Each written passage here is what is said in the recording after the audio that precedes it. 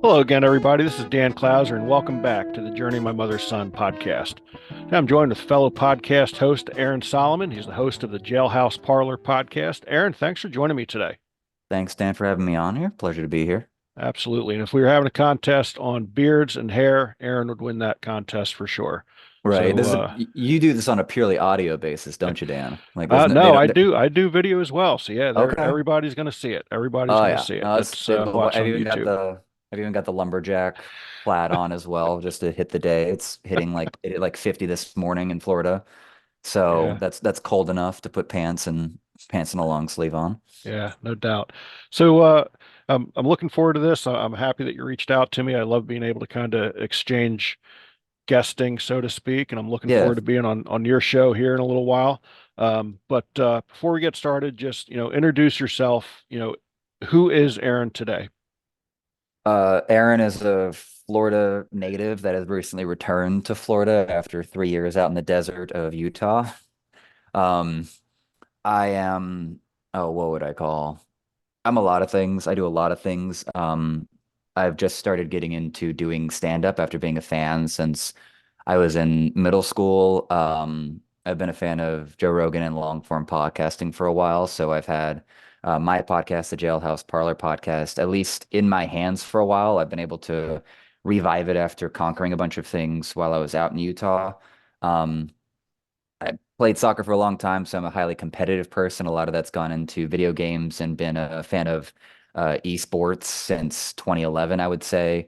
College educated, so I've got that student debt to prove it. Um, and I think just to hit like an emotional note, I am a product of my mother, as we all are in our own ways. And um, I have the marker of being like in my very early 30s, but I buried my mother back when I was around 25, 26. So life has a lot of complications, a lot of fun pieces. And then married with a, child on the way. So things are very fun, very complicated and excited. So we have a bunch of areas you can jump into there. Heck yeah, heck yeah. Well, first of all, congratulations Thank you, on sir. soon to be fatherhood. Hmm. It will be an adventure for sure, no doubt Hmm. about that. So my first question is, just going to your podcast, where did the title come from, Jailhouse Parlor? When you first reached out to me and I saw that, I was like, that's an interesting title. Where did that come from? I always kind of enjoy figuring out how smart or dumb that title is. Uh, because so like my wife and I have a good friend. We call him Ginger, and for obvious reasons, but also there's too many people that are named Chris uh, in life.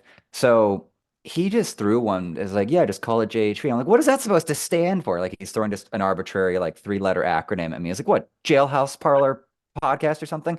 And so I just grabbed that and stuck with it. And then for a long time, because I started the podcast way back like in 2018 or 2019. Um, and I got a few episodes in before like I just had sort of several walls, particularly in the emotional area. The logistics aren't hard to do a podcast. Everyone kind of knows that. It has far more to do with imposter syndrome and feeling like you and believing that you might be able to bring value, whether it's just you doing a Bill Burr kind of podcast where you're just talking to the mic about current events or about whatever is on your mind, to interviewing someone and thinking that you're not wasting their time, let alone an audience's time. So, so the jailhouse part has had meaning to me of just like I need to get out of this. I need to find a way to speak more freely. Otherwise, I'm going to end up in a psychological gulag. Having read a bit of Alexander Solzhenitsyn's Gulag Archipelago. So some part of me has always been kind of treating this as like the serious podcast of interviewing and diving deep and having intimate conversations. And it's taken me getting deep into stand up out in the Salt Lake scene, or at least as deep as I've ever gotten inside of a comedy scene, to kind of go like, no, I can do this now. So that's some overview of how my relationship with even the name and the whole enterprise has been for like 5 years, I'd say, I guess. Yeah, yeah, I love it. And for me, just I love having conversations. And it's amazing. I've said this on, I've interviewed multiple other hosts, Hmm. and I love kind of that exchange where, number one, in the podcasting community, like there's no competition. Like it seems like we're all trying to lift each other up. So there's like Yeah. no hesitation when someone like yourself reaches out to me and like, hey, let's do a guest exchange. Because it's not like, oh, if people listen to me interview Aaron and they think his show is cooler, they might stop listening to my show. It's like, no, that's not the point. It's like they Yeah. can listen to both shows, and it's just a matter of having interesting conversations with interesting people, and a lot of times I get told that I don't have enough of a niche or a niche. I don't know the proper pronunciation of it, but um, because my guests are all over the board. I interview other, full-time travelers. I interview, people in the sports world. I've interviewed gamers, which is kind of how you came across me, Hmm. which is something that's not, I'm not a gamer. And I'd said that Yeah. when I interviewed Liam, initially. I'm like, look, I'm in a world here that's completely not, not my Right. space, but I still wanted to have you on the show. Um, but, for me, it's not about, you know, finding that lane, so to speak, of a certain type of guest. It's just, I think everybody has an interesting story, and I think all those stories can inspire others, and that's really, the reason I do it. It sounds similar to, to why you do it. And you'd mentioned you're in a, long format, as far as what you do. And, before we started recording, you talked a little bit about why you chose to go down, um, you know, that A road of 2 hour doing a wide. framework. Yeah. So, Yeah. talk a little bit about that as to why you did, decide to go down there. Well, I got to give credit where credit's due. Joe Rogan, I've been a fan of him since I got, some people might call it red pilled, back like in 2018 or something, 2017. Um, but basically, Joe pointed this out is that you need that kind of 3 hour, 2 hour time gap while talking to someone because it doesn't take weed, alcohol, it doesn't take inebriation, it takes time, and genuine conversation to where you can eventually have people bring up, more intimate or more, genuine moments, in regards to what they're talking about, what they're thinking about. I think one thing that makes the podcasting thing so very important these days is that, I think we're all discovering how negatively impactful, social media is, because it's a if you ever heard of like it's the psychology split. It's like 10% is like what you say, 20% is what you is how you say it, and like 70% is like how you look, you say it or whatnot. There's some split like that. And I think podcasting is doing the best the technology can to replace the campfire Yeah. if you're going to have like an evolutionary, looking backwards. Um, and I think that's why I think that's I think if people aren't thinking about it explicitly, people are appreciating that they're even creating their own campfires and trying to make a business off their campfires, but they know that they're giving a bunch of other people a campfire, and like even if it's a pseudo relationship, it's like, oh, this is how it is to like interact with real people instead of memes, posts, and poorly written status updates from Facebook, Twitter, or the like. Um, it's a very rehumanizing thing to because I came up when MySpace was blowing up, and then Facebook blew up, and then Instagram and Snapchat came along, and I couldn't keep with all those for a number of reasons. Um, but once I realized that like the TLDR, like too long didn't read, sort of came up, I was like, oh wait, this is not realistically places for people to have conversations like the old school forums that I've heard about used to be, where people would actually have long form conversation in a written text form on a website because they were there for real reasons. In if you're going to have the real messiness of human socialization, podcasting is one of the best ways you can have a very focused conversation. And I think that to the audience provides like real ways to watch people interact, and maybe they might try to practice it themselves out in real life, and that'd be really cool to see more often these days because we're too tied to our phones, let's say. No doubt about that. And that's one of the things we love about traveling full time is that, I mean, granted, we're on our phones. We're guilty as charged. We're on our Hmm. phones as much as, anyone else.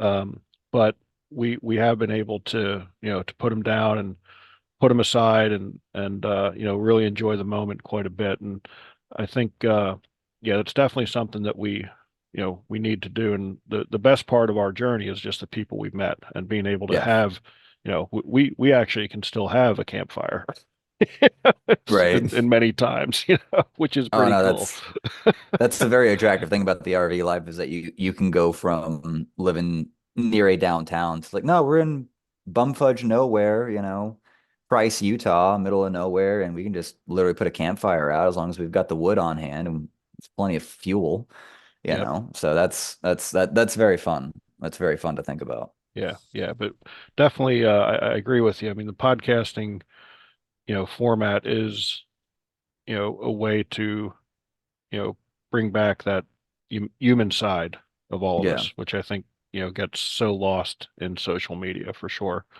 Um, so what was it that got you into podcasting in the first place? Um, I didn't understand podcasts when I first heard of them, which is weird to say as like a millennial, I guess. Um, I wasn't a fan of talk radio as a kid. My parents rarely listened to it. My dad didn't. My dad doesn't. My dad probably didn't know most of the artists he was listening to on his radio stations. My dad doesn't follow sports, and neither did my mom. My mom only had me in sports for staying off the streets reasons. So I learned of Rooster Teeth, which is this production company out of Austin, Texas, that made a very legendary internet show called Red versus Blue. Um, and they had the Rooster Teeth podcast. They built their model off of personality, the personality of the members inside of the organization, Bernie Burns, Jeff Ramsey, Barbara Dunkelman, Gavin, all these personalities that were creatives or really big into the community. And so I was kind of aware of podcasting if I was going to think of the earliest example, but I just saw a bunch of, nerds, fellow nerds in a way, kind of hanging out and talking about stuff, but it wasn't compelling to me. And I was a very emotionally driven person that didn't have good foundations.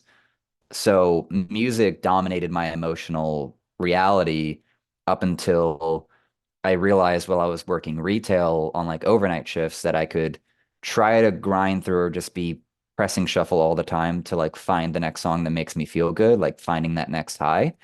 Um, and so once I got more emotionally stable, through a myriad of things, I realized that like these days I rarely listen to music.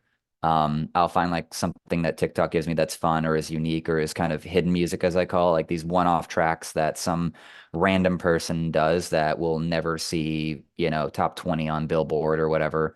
But that's as much music as I take. These days, a lot of what I listen to is talk shows. So once I sort of discovered audiobooks and then discovered podcasts that were having interviews, especially long form interviews with people of interest or if I was wanting to get to know someone, that's where it's like, oh, this is a great way to actually get to know someone because it's the most obvious thing in the world. Like if you sit down with someone for 3 hours, you're gonna get to know like a solid portion of someone, and it might still only be a percent of them because we're such Right. complicated individuals. So that's kind of the messy, long way of saying like I went from music, I knew about podcasts, but didn't understand what it was. And I would probably still have to say that like my friend that like introduced me to, Joe Rogan and I had a job that it was just data entry. So I got to sit down there and listen to whatever I wanted. And you can get through audiobooks, you can get through podcasts and so on. And so after a point, like you grind through a bunch of podcasts and realize like, no, this is like the healthiest thing I might have done on an entertainment basis in a long time is listen to a mildly reasonable individual with a good sense of humor interview someone else for like 3 hours, whether it's another comic, a physicist, and so on. So that's kind of how I sort of got into it. And, you know, I think at one point I was like, no, I can do this better. I, I think if you have that moment just often enough, you might maybe should go venture into it and enjoy those lessons from it. So yeah, that's kind of how that ran and went. Yeah. No, that's cool. Was there anything once you started doing it, was there anything, that surprised you about podcasting? Um, Not particularly. Surprising me is not is a little hard. Um, And that's not really a brag. It's more of like I just acclimate very quickly to like new situations and new information, and I kind of give the human experience a wide breadth of what it can do. I very much come from a Thomas Sowell constrained view of the world, which is very much people reserve the option to be very horrible people, like people are fallen. That kind of sings back if you have a Christian background, then we enter the world with sin. So I understood from about my junior year with a presentation that I did on this writer Robertson Jeffers that like Hitler is in all of us, and it's just a question of like opportunity and circumstance on whether or not it comes out. And so if you have the understanding that anyone has the potential for great evil or great good, then if that is active in your mindset, then you can't really get surprised about most things in life. So if I was going to change out the question to surprise as opposed to challenge, it was just me. The logistics of running a podcast with an RSS feed, the website stuff, or anything like that is not functionally hard. It's just sort of the emotional, mental blocks for validating the money being spent or the equipment being bought. Or for a time, I was so committed to doing live versions of the productions that I was doing out of my house that I just couldn't, I didn't do any online podcast interviews because I wanted to do the live in-person stuff. And it wasn't until I moved out to Utah that like that option went out. Like I was like, oh, I have to do this online now. And that was like that was there. Nothing happened for like 2, 3 years. But that would probably be like the replacement answer to the question that you're giving. It was just getting over the issues that I had internally to validate and do something that I know I want to do and that I cared about. Yeah. Yeah, that's interesting you say that because again, before we recorded, I was talking about my first podcast, which was stepping up to the plate that I Hmm. did with my old organization, and every interview I did there was a face-to-face interview. Yeah. And I didn't do any of the back end. I honestly, similar to what you said, when somebody first, you know, I was actually invited to be a guest on a podcast, and even then, I'm like, okay, I don't even know what a podcast is, but sure, I'll come in and talk about our organization and what we're doing. And after that, the woman who produced that show is like, hey, you should do a podcast for the organization. And again, like I had just figured out what a podcast even was, Yeah. but I was like, You've oh, known about the idea of a podcast for 10 minutes. yeah, It's like, hey, you yeah. should do one as well. Like, Um, but she's like, oh, you just come in here to the studio, you just bring a guest in, we'll, knock out 4 interviews at a time and then, release them. You keep them to, 12, 15 minutes, whatever the case is. It's a great way to, to promote the organization. I was like, yeah, mhm. that's a great idea. And then as we were, you know, opening this new chapter, um, similar to you, not going to Utah, but COVID kind of, Mm-mm. forced me to adapt to doing a remote interview or doing something on Zoom. Because even when I first, um, you know, wanted to continue telling these stories of the people that we met, my initial inclination is that I would be sitting around the campfire Right. with a recording device and having a conversation with someone that we might have just met in a campground or, we're on a Yeah, yeah, volunteer yeah. project with or something like that, which I have had the opportunity to do that. But during COVID, before the house was sold, before we, jumped out in the RV and we'd started the show, um, COVID forced me to look at Zoom Right. and do podcasts like this. But it was initially tough for me because like this just isn't what I was used to. I mean, for geez, at that point, 7, 8 years, I'd done, 260 some episodes of all. I think I did one telephone podcast in that period of time. So it wasn't even on Zoom or anything like that. It might even been before Zoom was a thing at that point. But um, so everything was done face to face. So it was an adjustment there, but it also, once I embraced it, gave me an opportunity to just expand the guests Yeah. that I could have on the Yeah. show, Yeah. which It's the classic getting out of your way. yep. Like it's the classic getting out of your way. Like it sounds like we are both purists for IRL Yeah. conversation, Yeah. which might have been just like, some autoimmune thing to the social media like virus. Like, no, I must talk to people in person. I will not be a technology bot, but it does. it's I know for me it became a logistical reality if I was gonna if when I was gonna have guests on Jailhouse Parlor Podcast that from people that I knew in Florida to if I got anyone in the esports world, but it wasn't until like I was getting towards the end of my time in Utah. It's like, no, this podcast is coming back because now I've got the entire Salt Lake scene where I get to kind of I'm calling that the place I was born as a comic. And Orlando might just be where I just spend who knows the rest of my life just doing comedy while I work on all the other things in life. Um, but that means I've got the whole Salt Lake scene to kind of pull from and pull out of. And then frankly, I don't know if I do it right, I might be able to keep pulling Salt Lake comics out forever. It just depends on how that scene grows and how some of the really good talents there either decide to live their careers out there or if they're gonna try to go big, you know. So Yes, I'm glad you kind of, you know, started talking about comedy because I wanted to get there, and I think this is a great way to venture into that. So what was it um, that made you want to make that jump into stand up? Because I love watching good comedy. I love laughing. yeah. Um, but what was that journey like for you to say, Matt, I want to stand up on stage and tell some jokes and hope that people laugh at me? So that goes back to I've actually I realized I just added a part to this story with you asking that question because I've been trying to build out what that story actually is for comedy for me. So I'd say the earliest thing I could say is that I knew I was funny as a kid, which is like a story that I realized Ray Romano and Jerry Seinfeld exchanged with themselves, is that they knew they were funny when they were kids, and I knew I was funny as a kid. Like I describe myself as humorous or funny or something like that, like in elementary school, which might be the earliest sign that you might have a chance in the comedy world. But then I didn't because my parents were not exactly culture. They're quite blue collar in terms of what they are. They have good sort of that redneck, but focus on education background set. My dad does paint and body mechanic work, and my mom was cleaning houses for a long time until she went back to her licensed optician work. Um, and it wasn't till on my dad's side of the family, someone showed up at the blue collar comedy tour in on DVD, and it might have been when it was fresh out brand new. I wouldn't know. I couldn't tell. I don't think the internet existed yet, or if it did, I wasn't allowed to explore very much with how my household was ran. So my first introduction to stand-up was the Blue Collar Comedy Tour with Jeff Foxworthy, Bill Engvall, Larry the Cable Guy, and Ron White.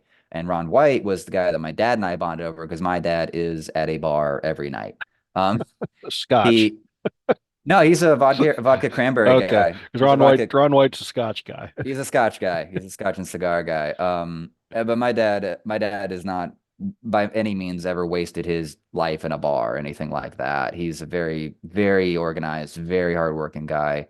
And he's a lot smarter than he'd probably ever give himself credit for. It's just that his intelligence has far more to do with the kinesthetic, mechanic, physical world. Um, he'll probably not read a book at all for the rest of his life. But like, I would never have the arrogance to think that he lacks for intelligence. Same for my mom. My mom read plenty, but I ended up learning that she did not think she had a high opinion of her own intelligence through her last best friend that she had before she passed. Um, so I got introduced to comedy that way with Blue Collar Comedy Tour. I damn near memorized that whole set. When my wife and I saw Ron White in Wendover a few years ago, she had to beat the crap out of me, just keep punching my leg because my mouth could not. I was compelled to recite his whole "I got kicked out of a bar in New York City" bit, because the crowd demanded that old time story out of him.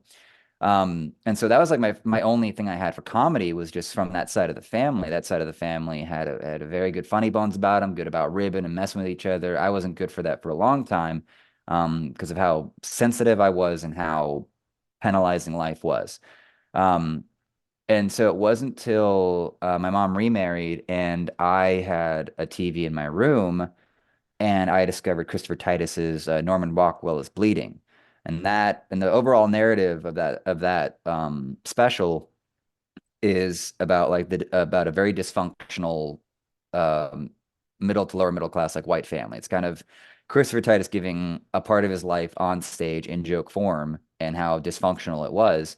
And so that's with Comedy Central and that kind of flew me into the comedy world. And so I was watching Comedy Central Presents and whatever specials were coming through on Comedy Central for from eighth grade, seventh grade until the end of high school, you could say. So comedy and shows like Scrubs and music were kind of like the escapisms and the surviving pieces that rolled me through high school and everything.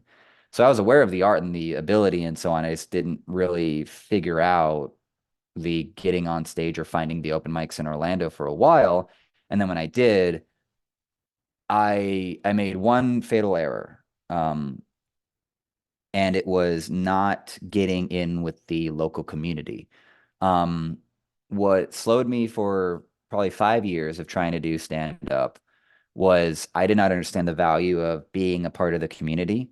Um, and I solved that while I was in Salt Lake. So that's where Salt Lake gets the credit, and the wise guys there in Salt Lake gets the credit of that's where I was born as a comic.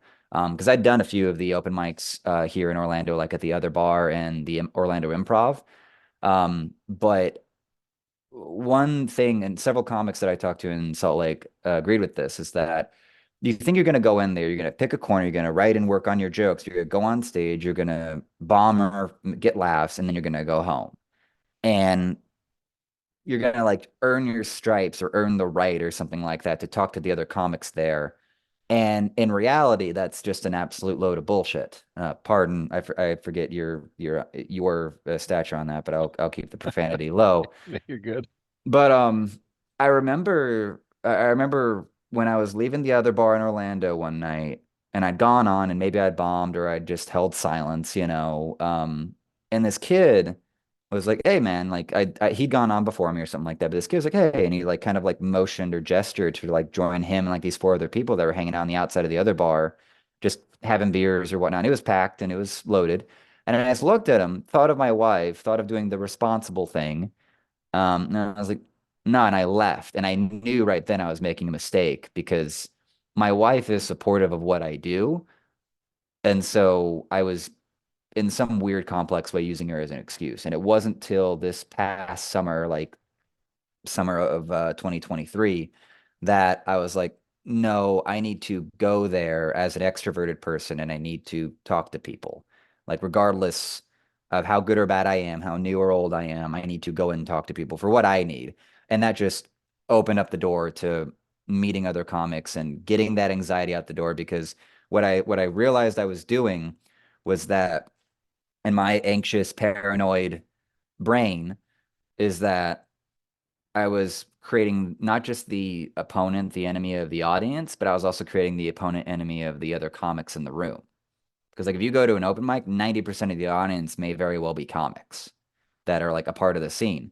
And that's like normal, you get used to that. But in my mind, I was scared I was going to cross a line and get excommunicated before I was ever a part of the group. But once you even just start talking to comics just as a regular person, like you're in. Like everyone's a loser. It's the most human art form you can probably be a part of because everyone bombs from Chappelle to the guy that's just starting tonight. And everyone is here for like the laugh and having a good time and even just being out and about with people. So that's kind of like the long tail of it. Now I'm back in Orlando. I've got to figure out how alive or dead the scene is and see what I can do with it, Yeah. you know. So are you an extrovert by nature? Incredibly. Okay. I'm aware I probably need to talk to 5 or 6 different people inside of a certain day span. Otherwise, I could fall a little more in a depressive state. I learned in the first year or so out in Utah, where the only people my wife and I were interacting with was our online friends, which is about 2 or 3 people. And it put me in kind of a depressive state as an extrovert. My wife has like one best friend, like she invites 10 people to the annual party we used to host. The other 100 people on the guest list are mine, like, or at least on the invite list. And so I'm very aware that I need that socializing. I need that conversation for just damn near physiological reasons. Like I have a journaling practice and stuff to get the hamster off the wheel with things that are really bothering me and get that out or maybe talk to someone to help further process it. Um, but that socializing part is like pretty important, and it feels like it's a once a week thing. From what I was able to analyze of myself in the last month in Utah, is that if I go out to an open mic, I might go do my bit and leave.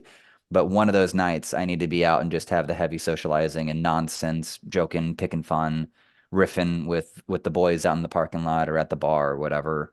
And so yeah, it's just learning yourself in those ways, how your physiology and your psychology functions is probably one of the best things that I could ever recommend anyone. Yeah. So what was it that took you from Florida to Utah and back again? Jordan Peterson, actually, Oh, okay. if you've heard of him. Um, so Jordan Peterson did this lecture series on the book of Genesis, and one of those stories inside of Genesis, if people don't know, is the story of Abraham. Um, and that is the story of an 80 some odd year old man getting out of his parents' basement and going out and having adventures, doing something that most of us do in our teens and 20s and his 80s, because there's no time like today for anyone. Um, and so what my wife and I realized that we needed to have that adventure. I had gone from an apartment that I was about to be drowning in debt with bad roommates, to inheriting my late mother's house, which means that I basically went into living to a place that was probably 60% my mom's, 40% mine, and no part of it would ever become my future wives. And I knew I was falling into this complacency, um, that was going to lead to resentment. I didn't pick to live there. It was a financial, you know, pipeline that put me there. Hmm. And if anyone I think most people can relate to this. Even if you pick a piece of crap apartment, that's still yours. Right. I didn't pick this house. Mom bought this house, mom picked this house. I have fallen into a situation. And we understood that, one, we needed to leave, and two, we understood that we need to go where we knew no one. If we went up to the Carolinas, I had family and friends there. If we went near Pensacola, I had family and friends there. So we knew we had to go west. We had to go far. Austin, Texas, we realized was way too much like Florida. It wouldn't be different enough. And then we looked at like cost of living and stuff in Salt Lake, and I was like, that's near Park City. And my mom had taken me out there once for a skiing trip. It was a few hours, from like some of the darkest parts of the country for a good night sky view. Um, so I was like, that was it. That's all we needed to know. Um, and so we did our Abrahamic journey, and we moved ourselves out there to Salt Lake, and we had our Bachelor adventures and such out there, you could say. And so that answers like your what promoted it was Yeah. just, yeah, getting that tale So told. when you made that move, was it always like this is going to be temporary and then we're going to come back, or was it Yes. open ended? Okay. No, it was. I have a lot of reflections about, or at least the story I'm telling myself. But no, we understood that we were going to be out there for a temporary amount of time inside of like a 5 year span. Because we knew we wanted to have kids. Um, Two, we we knew, and this is per what she wanted. We wanted to have the kids back home, and she wanted to be like near her mom when she had like the first kid, which made total sense to me. And frankly, any pushback on my part would have been just selfish and short-sighted. Right. So we were coming back. It was just more of a question of how long would it be best to stay out there to where I don't come back to Florida and detest everything that I see. Because um, I'd seen snow as a kid, but I did not get to see that day by day, week by week change of the season. Um, Right. and so and so going through Lambs Canyon, going on 85/15 and seeing the world change and the mountains like thin down from the snow and then snow built, like seeing all of that, just it made me understand why certain stories or certain things mark the progression of time by the number of winters. Because Yeah. it's the loudest thing you'll ever experience. So, but So yeah, so it really was kind of a pilgrimage to just get out of that comfort zone and, expand. I mean, was there anything, because for us with the traveling, I mean, that's one of the things that, yeah, and again, I don't know if surprise is the right word, but um, the people we met and just what we've been able to experience in all of these different places has um made us so so much fuller as human beings in Yeah, general. And I think people who live their entire lives in one spot, and I would have been that person, yeah, I mean, I was in Florida for 4 years as I was growing up, and then moved back to Pennsylvania. But up until we embarked on this journey, 46 of my 50 years at that point, we're in the state of Pennsylvania, and I really had no intention of leaving. leaving. And then once we did, it's like one of those things where it's like, man, it just really completes this. And why didn't we do this earlier? But the truth of the matter is we did it at the perfect time. I really do. Yeah. I'm a firm believer of everything happens for a reason, and timing is always perfect.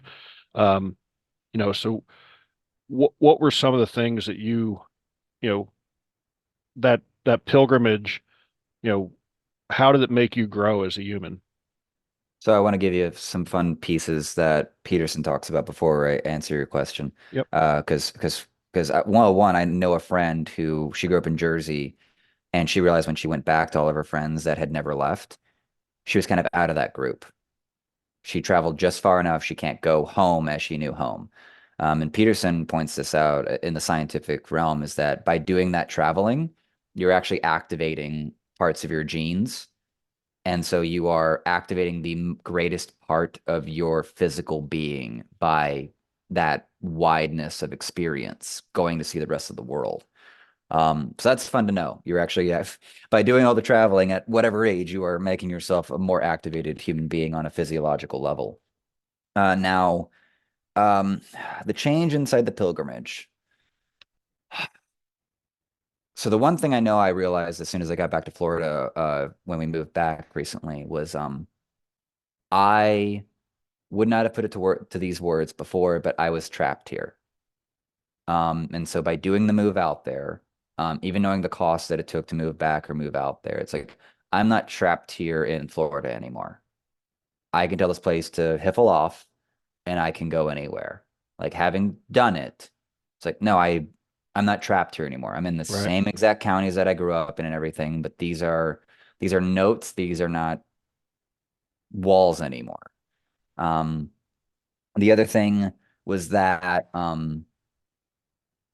I think it was probably the first time in my life because I knew everything in there in Utah was temporary that I was constantly doing that like mental snapshotting, at least as a visual memory person. Mhm. I have a very clear memory of being like at the bottom of the Explorer Slope at the Brighton Resort and looking out kind of the view would have been across the parking lot, but I was looking at these freshly covered snow trees. It's when the branches haven't dropped it off and everything's iced.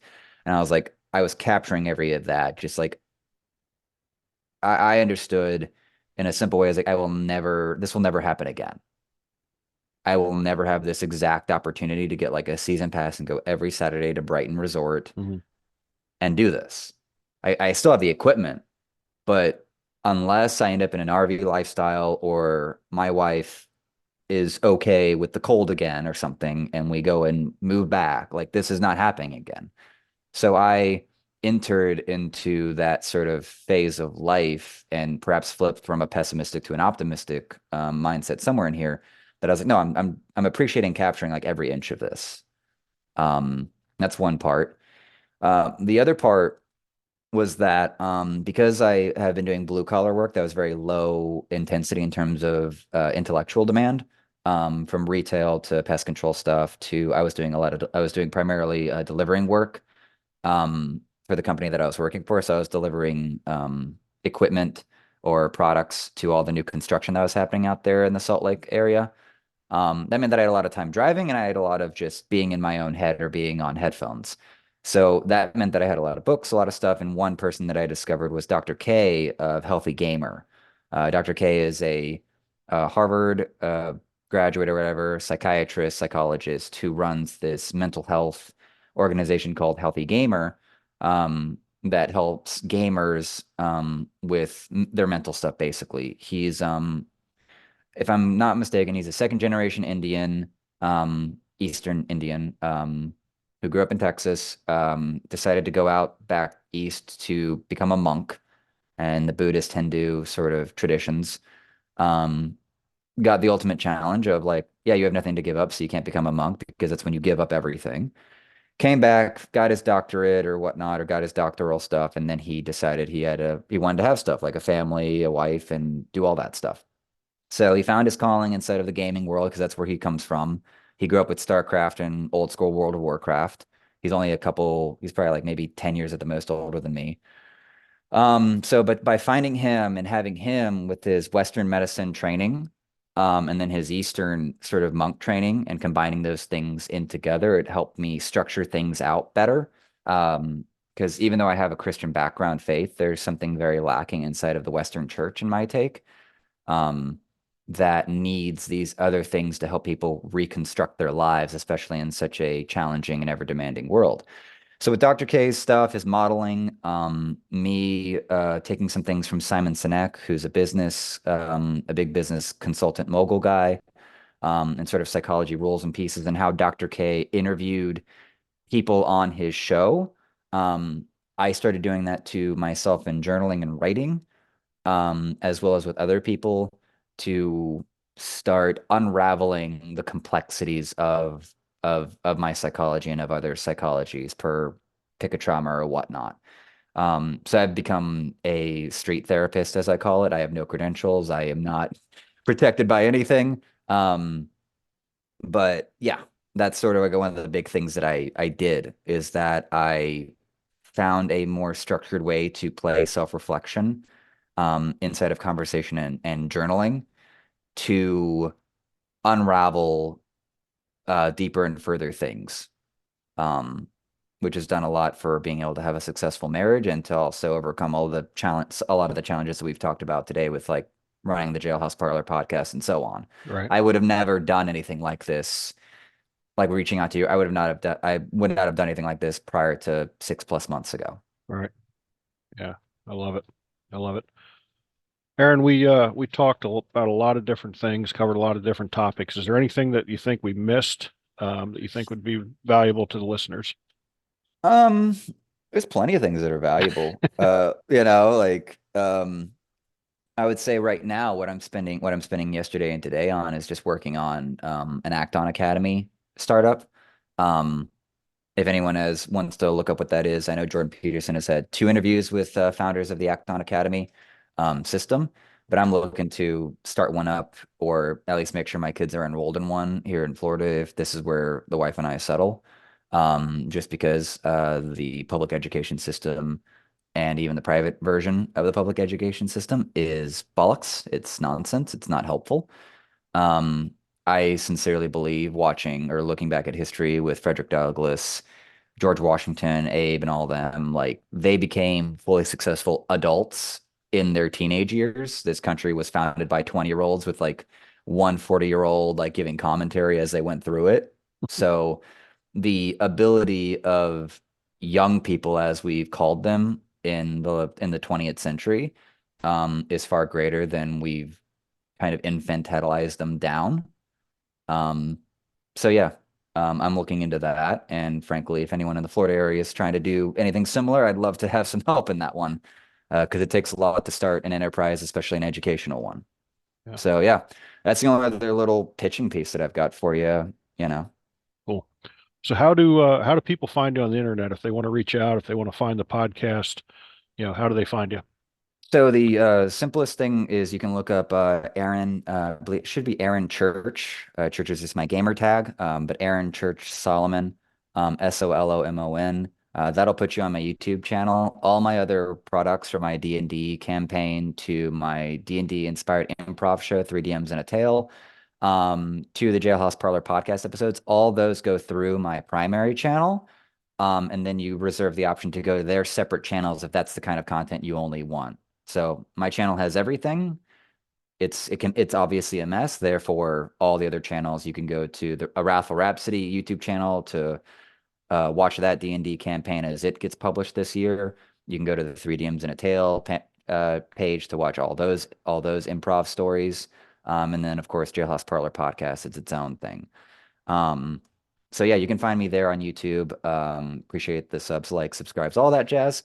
Everything is syndicated thanks to Redbubble, to Spotify, and all the other podcast stuff. And then you can find me on Instagram, I think, at the same sort of tag of Aaron Church Solomon. I post there from time to time, and you can find me in the Orlando area as I try to figure out the open mic comedy scene here. So yeah, I think it's Cool. about the easiest plug set I've got for you. Cool. Excellent. So that brings us to our final question. As you know, the subtitle of the podcast is Many Little People in Many Little Places, which comes from the opening lyrics of Michael Frante's song Gloria, which go, Hmm. when many little people in many little places do many little things and the whole world changes. So it's one of the little things that Aaron does on a daily basis to make the world a little bit better place. Um, I was worried about this question, but I'm reminded of a friend of mine, Chuck Fury, who's a rising comic out in Salt Lake. Um, and I'd say he's one of the few friends that I made while I was out there. And what I think about is many little things. It's taking an optimistic moment inside of a pessimistic view and kind of reaching out with like the best of intentions to the strangers near you, much like how we've met today. Um, Chuck was a very intimidating person for me because I had seen him right when he started. Actually, I didn't know it at the time. His branding was very strong. Chuck Fury is just kind of a name that rolls off the tongue. And I'd seen him at the Wise Guys open mics on Wednesday. He killed quite well. I'd seen him around at the open mics I was starting to go to, and I knew he was good. I knew he really was in it. And it wasn't until I just kind of sat down and introduced myself, and then we started just talking smack like comics do and can. And then he was the first person that I had on the Jailhouse Parlor podcast, probably inside of 2 years, that broke the mold and really opened it up. And I get to sort of thank him and then Josh Martin, another comic that I talked early on to like that helped me expand out and be in the comedy scene in Salt Lake and redo my sense of vision for optimism and being forthright and going forward and being friendly to strangers. Um, just simple little things like that. Yeah. So it's a casserole of optimism and friendliness. Yeah. There's not as many villains out there as you think. Most of us are just dumb, you No, know. that's very true. And I think that's one of the things that we've found, you know, throughout our travels is that if you actually just take the time to have a conversation with someone, you're going to find out that we all have a lot more in common than what we Yeah. don't, and we're always fed and shown our differences. But if you have a conversation, I think you're going to find out that, what, actually we have all of this in common and like these three things that we disagree on. Right. So, Yeah. but you got to take the time to have those conversations, and I think that starts with being kind to strangers. So I love that answer. So, Aaron, I really appreciate you reaching out to me, and glad to have you on the show. It was a very good conversation. I'm looking forward to being on your show. And for everybody out there listening, be sure to check out my other podcasts and blogs at journeymymotherson.com. While you're there, pick up a copy of one of my books. Aaron, again, I really appreciate taking the time. This was a lot of fun. Thank you, Dan. It was a pleasure to be on and enjoy your company as well. Absolutely.